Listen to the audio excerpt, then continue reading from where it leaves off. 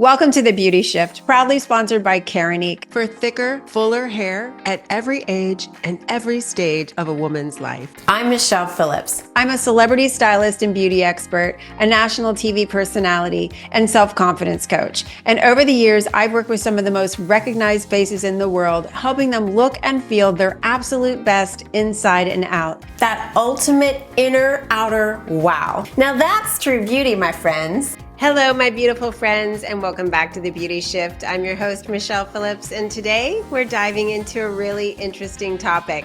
We're going to talk about how the stories we tell ourselves shape the way we show up in the world, how it affects how we feel about our lives, how we look, and ultimately affects our confidence.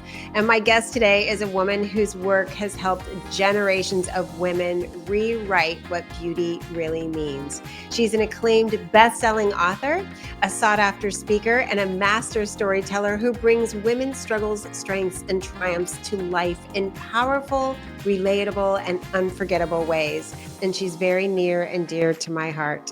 Not only do I consider her a very close friend, she has helped me bring my book, The Beauty Blueprint, into the world. So please welcome the brilliant, insightful, and always inspiring Ginger Garrett to the show. Ginger, welcome to the show. I'm so excited to have you here. I'm so excited to be here. I love you. I love you too. This is going to be a love fest. I can feel it coming. Yeah. And you just attract awesome women into your circle. So, yeah, I hope I can connect with lots of them. Oh, well, you are awesome yourself. And we've been friends for many years. Mm-hmm. And how we met is when I got the book deal at Hay Mm-hmm. House. Actually, it was prior to that, I think. Mm-hmm. My literary agent said, you should meet Ginger because I really wanted help writing my book Mm-hmm. because I love to write. But what I think a lot of people don't realize when you sit down to write a book, sometimes it's difficult to organize the way that Mm-hmm. it should flow. Right. Sometimes it's difficult to know how much you want to really go in depth about a certain topic. And so, you being a best-selling author, an award-winning author, you made it so much easier for me. And I think a lot of people feel like, oh, if you hire a ghostwriter, they're just going to write your whole book for you. Mm-hmm. And I feel like when we worked together, you were so awesome because you would say, okay, share this a little bit more, elaborate on Mm-hmm. this a little bit more. And so I'd write Mm-hmm. about it, or you would write as Mm-hmm. we sat for 2 days together Yeah. and just kind of went through the entire book. Mm-hmm. Um, I'd love to share kind of the process we went through Sure. off the top because I feel like there's so many people that want to write a book, whether Mm-hmm. it's to You're be right. shared on a large scale, or sometimes people just want to write a book just because they want to share it with their family. Right. Um, how important do you feel it is for your role to help guide an author? It's almost like being a midwife. Like you have the baby and it's yours, but the process of giving birth, whether it's to a real baby or a book baby, it's really overwhelming. And it helps to have somebody just telling you when to breathe and when to push. And so what I do a lot of times, if someone tells me they want to write a book, but maybe they don't want to hire a ghostwriter, what I tell them is, and this is something that Anne Lamott, the spiritual writer, does a lot. She's so funny. She keeps index cards with her at all times. And if you have a thought, you're out and you say, oh, I want to remember to tell this story or say this, you just jot it on the index card and you just start collecting them. And then when the point comes, you feel like, I think I've put everything on an index card that I want to say. You can literally clear your kitchen table, put all the index cards out, and start, the game that we used to play as kids, matching. You can think, okay, so this is this chapter, this is this chapter. It's a really easy way to give yourself some structure without all that pressure. It can be so overwhelming and Hmm. feel Right. um daunting, like just getting Yeah. into the process. And Right. sometimes the chapters that you have in Hmm. mind may not be where you end up. One of the things I do is sometimes publishers will ask me to look at a manuscript and tell them if I think it's a viable product. And there was one that was a really special manuscript to the publisher. It was a woman that had endured a terrible, terrible tragedy in her life. And as I read the manuscript, I realized she had written the book um, as she had lived it. But the difficulty is there's a point where you're writing for yourself, and then there's a point where you're writing for the reader. And you have to go in after you've got everything on the page and say, how would someone feel when they read this? Are they going to feel like, I really got value for that 5 minutes I spent on that page? That's a really tough part of the publishing process, is realizing that after we get it all on paper, we have to turn around then and pretend we're the reader and ask ourselves, what value does this bit of the story bring? When we were writing the Beauty Blueprint, my book, Hmm. when we first met, it was so fun because I you're just still use that, you know. you do. The all the tips that you give, I still use it always. Aw, and that's Yeah. what was so helpful for me is that you helped me put them in order Hmm. to where it was a process that I take Right. women through. Hmm. Because a lot of people come to me for beauty advice, Right. and you really got the message that I was trying to get across. And this was years ago, way before the inner beauty Hmm. thing was popular. Right. That I was talking about, it's I can do all of this outer stuff for you. Hmm. I can teach you how to do Yeah. all the beauty tricks. But Right. if you don't feel good about who you are, it doesn't Hmm. matter. And as Yeah. women who go through a process of really discovering who they are and what they truly want, Hmm. according to who they are, once they Yeah. really rediscover that, Yeah. rather than what society dictates, what your family, Yeah. thinks you should do. And then how do you create that life according to who you Hmm. are? And then what happens when you start that process? You feel scared because Yeah. change, Yeah. like stops you dead in your tracks a lot of Yeah. times. So you overcome Hmm. the fear and you start to really make those changes. And women just, their confidence level soars. A lot of times they Hmm. lose weight, they start looking younger just as a Hmm. byproduct before they even Right. start the outer beauty part of it. And Oh, so yeah. I felt like you really helped me bring that to life because it's it's in my head and in my heart, but how do you put that on paper sometimes and tell the stories of Right. women in each situation that I have coached and Hmm. changed their lives? How do you tell their story without revealing who they actually are? Yeah. Uh-huh. Yeah.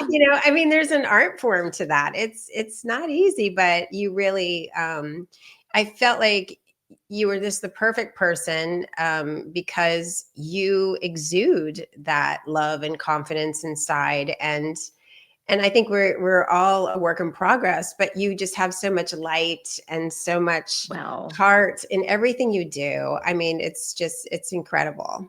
well, we work well together. I was reflecting before I was getting ready for the podcast about what is it about Michelle that's really so different than I've worked with all sorts of people.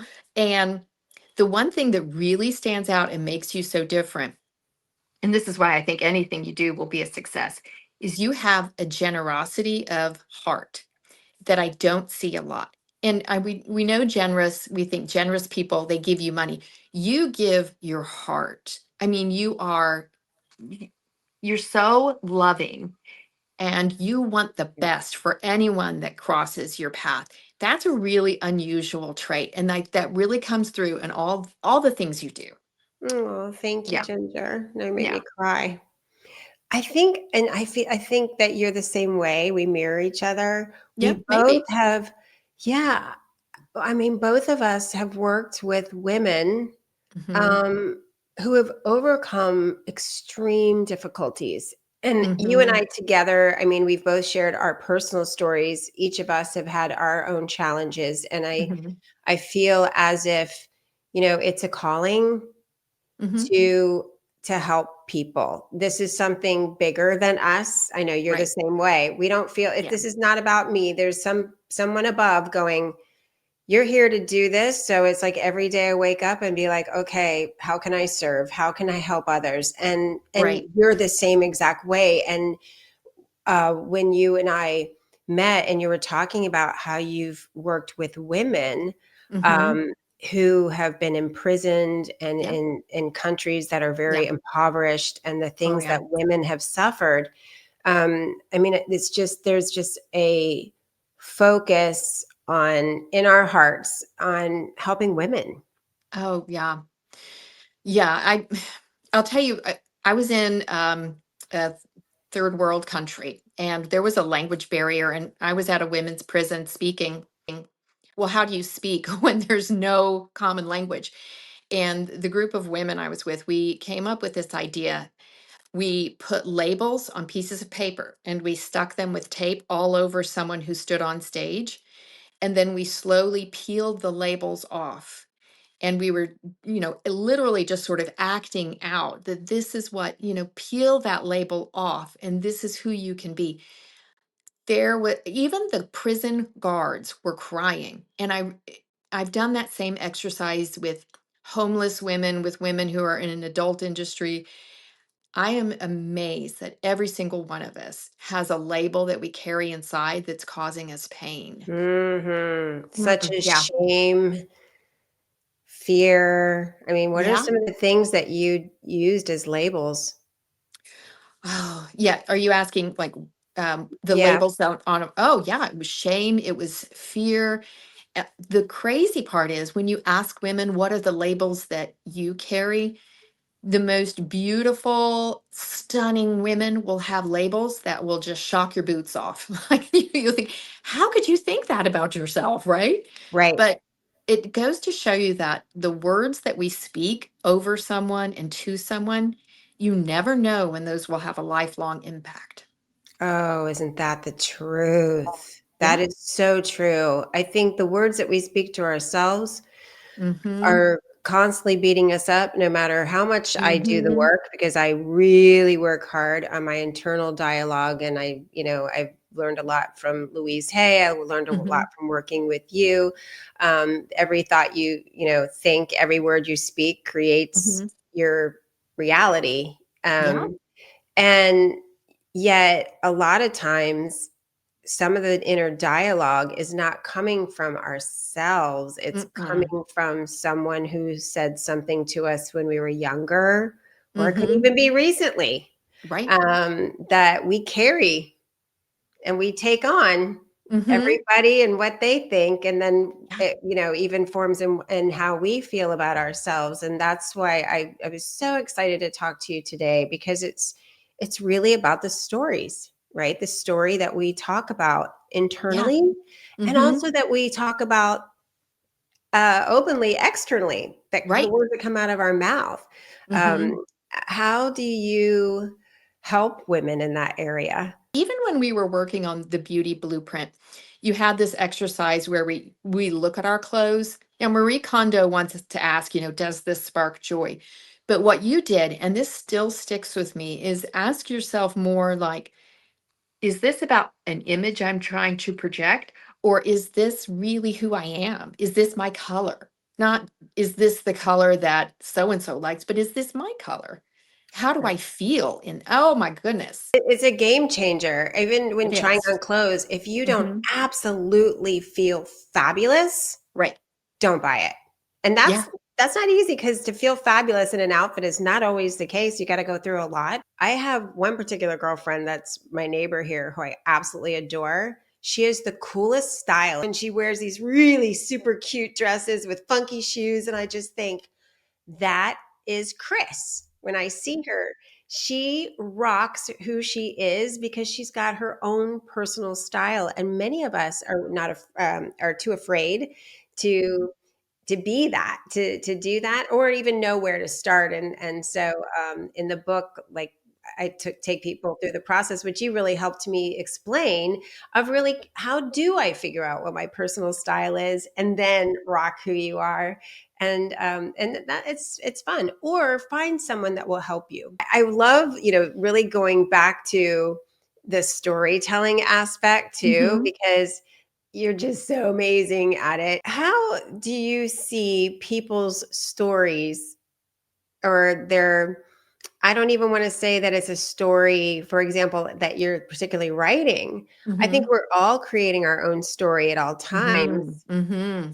And Right. how are our stories shaping our lives? It's a great question. Well, so my great great grandfather, I never met him, but I have the stories. I know how he lived. I know the silly things he did. I don't know exactly what he looked like.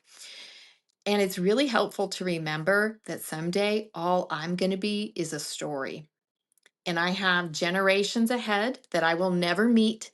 And all they will know about me are the stories. They won't know if I had cellulite. I do. And they won't know the color of my hair, anything. They'll just know how I reacted or responded in any given situation. So, one thing that is a good metric for me when I'm having a hard decision to make is what's the story that I want someone to tell about this? I And, love that. I teach creative writing for middle schoolers. They're so great. They're very honest. And one thing we always talk about is when you're reading a book, if you need to know who the hero is versus the villain will always be the person that's willing to sacrifice anyone to get what they want. But the hero or the heroine will always be the person that's willing to sacrifice themselves to help someone else. So it's really you're going to sacrifice somebody in a story. So is it going to be Right. you and you're going to change the world, or are you going to hurt someone? That's the difference. Right. And Mhm. how do you strike that balance? Right? Like, because As how do we women, be yeah. the heroine without Mhm. sacrificing ourselves?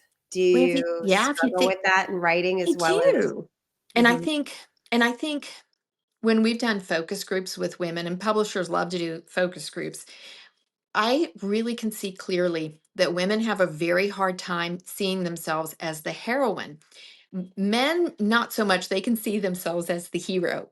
I think the reason why women, we're conditioned to sacrifice for others all the time, but no one ever told us that made us the heroine.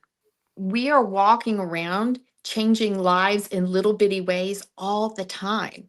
It's really a profound thing when we look at women, who are caregivers in any capacity or put their Mhm. shopping cart back. That's a moment of sacrificing for others. You just entered the hero club. Absolutely. I just interviewed Emma Willis, Bruce Willis's wife, and she's talking a lot about that right now with caregiving. It's not okay to completely sacrifice yourself. Like, you've got to find help, and it's so important that we ask for help and we reach out for support because we're so used to taking care of other people. We don't allow others to help us. It's so hard, but I took dinner to a friend of mine who had two or three knee surgeries like all at once. Oh, And she does not like getting help.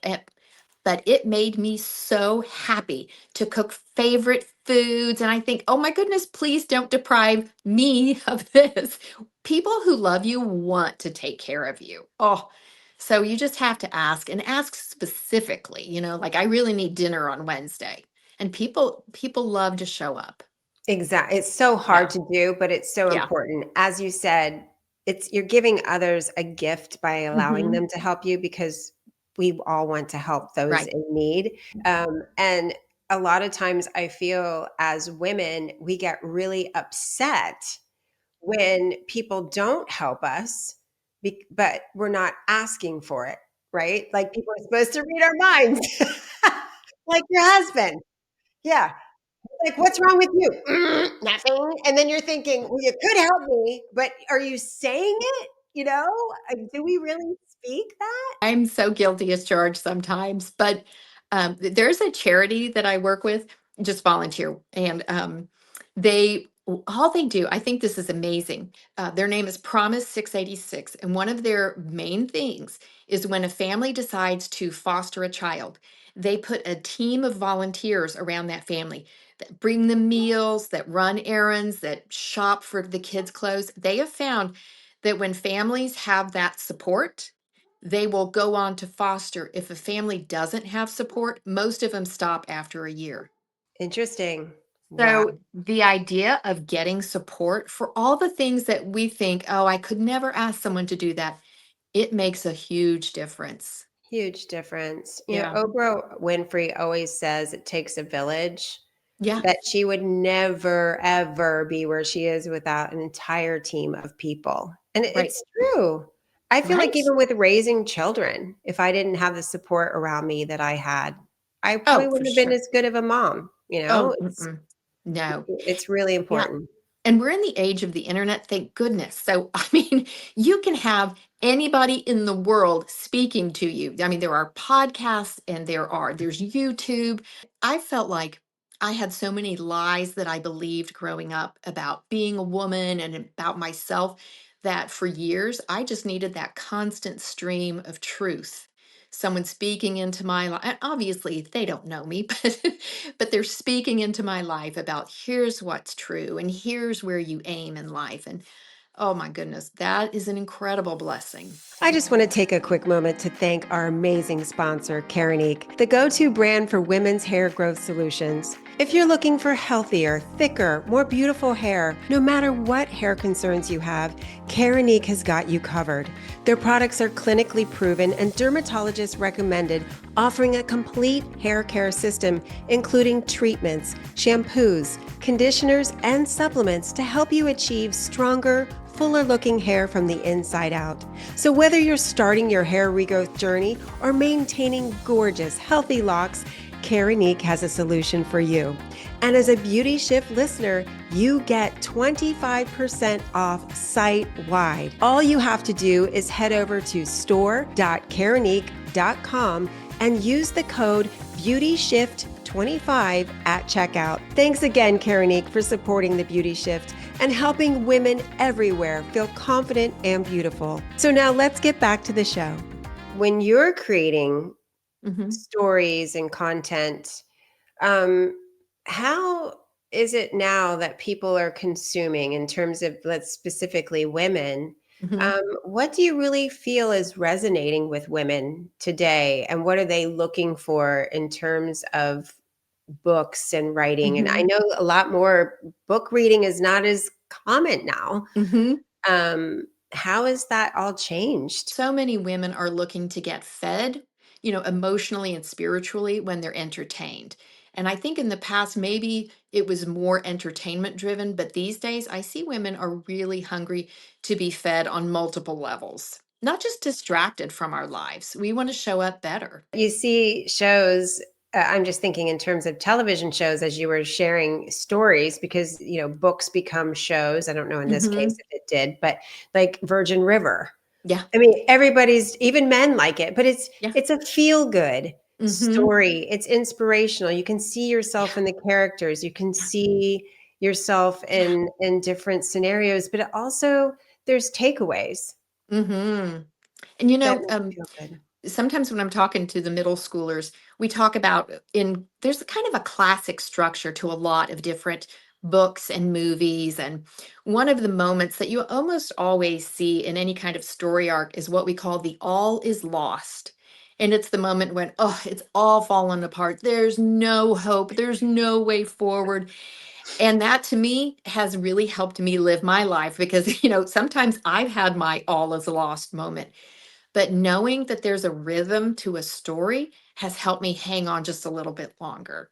So Yeah. I love where you're going, how the Yeah. storytelling, associates to our Yeah. life. It's popular right now, I think, to see the semicolon tattoos from people wanting to remind their friends that don't put a period at the end of this sentence. It's a semicolon. Something else is coming. It's so true. It's this like life. Mhm. Like you said, this is not a period. This is not the end. Right. And how do Yeah. we want to rewrite or change our stories? Oh my goodness. Yes. And when we're reading a story or we're watching a story, our brains are interacting as if we're actually experiencing it. Like if you're in a horror movie, your heart literally will beat faster. So your brain is having that experience. So when we're in those moments with those characters, I think it's super therapeutic because when we are seeing someone you really dislike on the screen or on the page, but then it shifts so many times in my own life, I've thought, wow, I wonder how this story is going to shift with, so and so that's driving me crazy. Yes. And to kind of just let go and allow rather than trying to shape and mold our story so much. There's that part of it too, to where it's like, no, I want it to look like this, and I'm not going to stop until it does. But we don't have that type of control in our lives, right? And we make ourselves crazy trying to make those things happen instead of just saying, let me just allow this to open up and in my mind and my heart and say, okay, let me trust that everything will work out as it's supposed to be. Right. I remember years ago when I was a newlywed, and I don't know if I've ever shared this with you, but I was pregnant, but I was in a car accident and we lost the pregnancy. And then the doctors came in the room and said that I would never be able to have children. And I remember, of course, being devastated. And I came home, Mm. and someone had put in like my feed this book, Taking Charge of Your Fertility. And it made me so mad because I thought, if I could take charge of my fertility, I wouldn't be in this situation. And that's, I think, lesson one for me was that day when I realized, wow, I can't take charge. I don't have any control. Yeah, and now you have three Yeah. beautiful children. Oh my goodness. Yeah, in that season of life, I decided that, okay, I told myself I believe in God and I believe that God, you know, has the capacity to change any story into something good. I thought, okay, so I'm going to tell myself, whether I believe it or not, that I'm going to be just as happy living childless as I would be with a house full of children. And I'm going to volunteer I volunteered with all sorts of nursery programs and kids programs because I thought I'm going to have kids one way or the other. Maybe I'm just going to be a mentor. Maybe I'm going to be the world's greatest babysitter. But I just went out and I got involved in life and I did life. And it made the journey, even though there were still some really painful moments, it made it so vibrant and full of life for me. And I wasn't suffering alone. That's beautiful, Ginger. Yeah. So I think a Oh, lot of yeah. times we turn into victimhood. Yeah. We go Oh, towards yes. victimhood and say, well, woe is Mhm. me. I'm never going to have kids. And so Yes. instead, turning it around and Mhm. making, good of it. And then what happens? Yeah. Oh, I It's like you remember. manifested those babies. Your higher Yeah. power, God said, Yeah. "Oh, she wants Yeah. this. It's gonna Well, I happen." remember every time I would see a pregnant woman, I would get so mad. And I would say over and over, look what she has that I don't. It became a constant refrain. And one day, I do not know how it happened. One day, a new question popped in my head. I looked at a pregnant woman and I said, what does she need that I have? Mm. And when I realized every woman I encounter needs something, and I probably have it, it might just be a word of encouragement, it might be a smile, I might need to help them carry their groceries. But when you look at women as companions and not competitors, it changed everything. I let go of a lot of resentment. It's so beautiful. And Yeah. I agree. A lot of times when I'm out and about, I'll just Mm-hmm. look at any woman next to me and just Mm-hmm. compliment them. Yeah. Something about them. "Oh, Yeah. I love your hair or your outfit or Yeah. your eyes," or Mm-hmm. whatever, because it just brings a smile to their Right. face, and I'm sure warms them up, and I Mm-hmm. just want other people to feel appreciated, even if you don't know Yeah. them, or if you do, Mm-hmm. it doesn't matter. Just think of how, and this brings me back to the stories. What story are they living? Oh, I mean, right. how many people could use some love and encouragement right now? And from Yeah. strangers is even better, Oh, because right. a lot of women are just, a lot of people in general, but a lot of women listening to this show. I think a lot of women struggle even Mm-hmm. more so than men. That's my opinion, but it's because we take on more, Yeah. and a lot of times we shove things down and just keep moving forward, and we don't Mm-hmm. really talk about it when our story could be, stress, worry, fear, all the Yeah. things, the labels that you talked about Yeah. earlier. One other thing I want to talk about, you've done a lot of work and research on Mhm. women for many, many, many, many years going back. Also, women in beauty. Hmm. I would love for you to share some of the things that you found fascinating in your work because of all the research you've had to do Yeah. writing books, correct? Right. Is that Yeah. why? Well, one thing that really sticks with me is that throughout history, women in bigger bodies were celebrated. And because, that was construed as that's a healthy woman.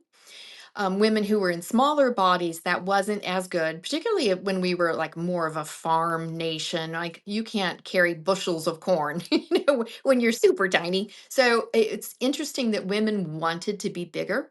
But when the suffragette movement started, when we needed that right to vote, a group of women said, if they are not going to let us vote as women, we're going to look like men. And they began taping their bodies. And that's when the very first diet book was published and became a bestseller. Wow. It started as a political protest, and then it morphed into a standard of beauty that we all assume we have to, live up to. It, Mm, yeah, that is so interesting. yeah, I did not know that. I remember you told mhm, me when we were writing the beauty blueprint together that a lot of the breast augmentation and a mhm, lot of the things women started mhm. doing to their bodies and in terms of not just dieting but Right. enhancing was due to pornography Right. coming into play with was it in the Yeah. 1970s? Yeah. Yeah. I I hate that for women because we'll never Mhm. look like that naturally. No. And now even more so with social media and the media before social media was Yeah. really big, even with magazines, we were always we still are comparing ourselves to the images we see that aren't real. And that's something you and I talked about a lot. Because behind the scenes, I worked as a makeup artist creating these images that were not real. They were photoshopped, they were enhanced. And so we start feeling like we'll never be good enough. We'll never measure up, especially as we're aging. I'm finding that women that I'm working with now who are going through menopause are really struggling like they did in their, early teens because now that our looks are fading, we get wrinkles, our bodies don't look the same, all of a sudden we feel invisible and as if, oh, we'll never measure up. It's hard, it's very, very hard, and so it's really about undoing that and realizing that you're beautiful just the way you are and appreciating that. There's a writer that I love named Catherine Wolfe, and she was a model in Los Angeles years ago and had a traumatic stroke in her 20s. And she lost the ability to control at least half of her face and her body. And she just said that when she was finally free, she realized she would never live up to that beauty standard again because, her body was damaged in the stroke. She said she has never felt freer. And so I think, okay, man, where am I buying into a lie and where can I get a little bit more freedom today? Yes, I love that. Where am I buying into the lie? I was talking to a young lady yesterday who's 40, and we were talking about bodies, and I was telling her about when you hit almost 60, some things happen to your body that no matter what you do, sorry, it ain't coming back. I might look thin in these cute little Spanx in my pants, my yoga pants, but you take them off and I got a lot of jiggles, a lot of cellulite, and a lot of crepey skin. It's just the way it is. I'm never Yeah, going backwards, and no matter what I do or how I work out. And she yeah. was like, "Oh gosh, I'm always beating myself up," and she has none of that. And I said, "Please appreciate your body today, Oh, because yeah. as you age, you can look back and think, what was I thinking? Why did I just I talk so know. badly about I myself?" know. And then I look at my 80-year-old mom and she doesn't care. She is just Yeah. so happy to wake up every day and be alive and run circles Right. around me, you know? Right. So I love that, what you said that, Ginger. Yeah. Like, don't buy into this lie that you Hmm. have to look or be a certain way. The most beautiful woman in the room is the woman who comes in confident and Hmm. happy Yeah. and owns who she is. Everything you said, I say yes, yes, yes. And I would say too, it's important that we mirror this for the next generation. I told my girls, I was like, look, you're going to see my skin. It's getting really crepey and I have lots of wrinkles, everything. Do not feel sad. it is such a gift for me to get older Yep. and spend this time with you. When you see me slow, the wheels are coming off this bus. I just need you to know I'm good with that. I'm just glad to be here with you. Yeah. Exactly. And Yeah. you're setting an example for them Yeah. because, I always said, whatever you're doing to beat yourself up and say Yeah. out loud, your kids Hmm. are paying attention. And Oh, so yeah. they're going to start beating themselves up and thinking, oh, my butt's big or this or that or the Right. other. And Yeah. as we're aging, as women, I think it's even more important to have these conversations with our daughters because especially like I'm talking a lot about perimenopause and menopause Uh-huh. lately and really helping women through that transition. And I went with my 26-year-old daughter. We went to Orlando for a concert and Hmm. we were just talking about the things that she's like, Mom, what are some of the things that women go through? And so I started talking about things and we're Yeah. talking not just, Yeah. your skin and we're Yeah. talking vaginal dryness. I mean, we're talking about Right. stuff. And she's like, wow, that happens. I'm like, yeah, that happens. But it's interesting. No one talked to me about it.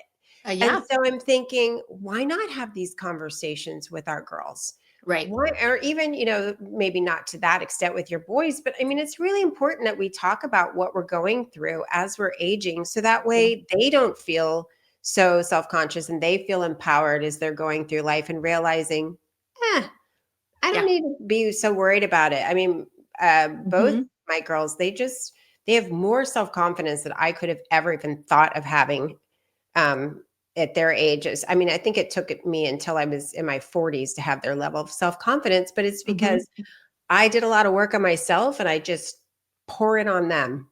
I love that. All my therapy, I'm like Right. sharing with them, like, this is what I'm learning. This is what I've gone through. Yes. This is how I learned Yeah. not to do that again. And I Yeah. just feel like kids pay more attention to what we do Hmm. than outside of the home. And Yeah. you've changed generations of women. I mean, there will be women in your family line that you'll never meet, but they will live better lives because of some of the things, the seeds that you've planted with your daughters. Something that you wrote, because I feel like w- my work and your words together Hmm. were just like it was magic and it just helped so many thousands of women around the Yeah. world. So it was both of us together. I Yeah. believe that. And you said, we don't want to be the women. Came from you. Don't try to be the woman that just turns heads. Be Yeah. the woman that turns hearts. Yeah.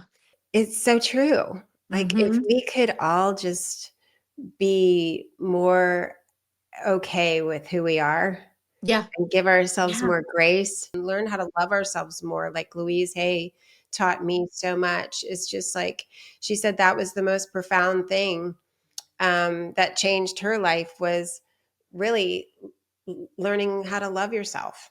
Yeah. Oh, I remember she Ongoing had a thing. big impact on you. She did. She Yeah. did. She was like, yeah, like my one of my big teachers for sure.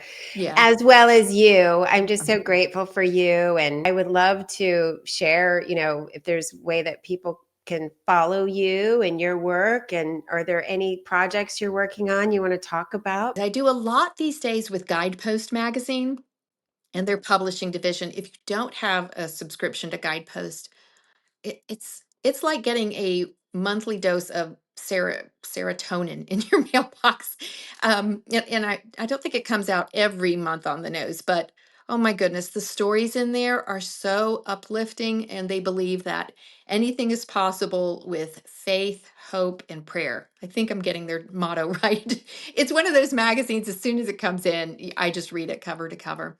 So I do a lot of work with them. And if anybody wants to get in touch with me, it's really easy. It's just gingergarrett.com. And Yeah. when it comes to, your projects and your books, and I think, Yeah. didn't you have a movie interest in movies for one of your books? Is that still? Yes, it was Brad Pitt. But unfortunately, then he went through a very big divorce and he never called me back. So, Brad, if you're out there, you know the number. Call back. I'm still waiting. Come on, Brad. I mean, of all people in the world, Brad Pitt, lucky girl. Right? Wow. You know what? Yeah, the call came in when I was vacuuming and I was like, Hurry but up, fix no. your hair. Yeah. I guess, yeah, if Angelina's leaving him, there's a chance. No, there was no chance. He's never called back. Oh my gosh, that's excellent. I love Yep. it. Well, I'm excited because you and I have got a project in the works, Me so too. we can be continued down the road. But Yeah. I'm so grateful for you being here today because you're just so Yeah. special to me. I absolutely adore you, and the work that you do, not just writing, but helping women and volunteering is just incredible. So thank you so Well, much for sharing your light with the world. well, all the same back to you. Mwah. Mwah, mwah. Oh my gosh, what a great conversation. I just love that woman. I love her so much. Ginger, thank you so much for bringing your heart and your wisdom to the beauty shift. You're amazing. You remind us that every chapter of our lives can be more courageous, more authentic, and more beautiful than the one before. And if you're listening today and you feel like you've been living inside an old story, this is your sign. You can turn the page, you can write something new, and you can show up in the world with more confidence, expression, and grace. And speaking of more confidence, if you'd like some professional beauty advice in the areas of skincare, makeup, wellness, don't forget to download my free beauty and wellness guides from my website. They are designed to help you look and feel your best. Just go to michellephillips.com and take advantage. And before you go, I want you to remember this. The mirror will always reflect the story you tell it. So make it a good one. I'm Michelle Phillips, and this is The Beauty Shift. See you next time.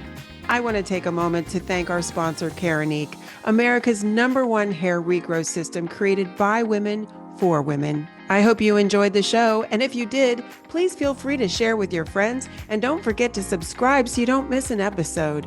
And if you'd like to receive my free beauty and wellness gifts, just go to my website, michellephillips.com. I also invite you to join my social media community on Facebook and Instagram, Michelle Phillips Beauty.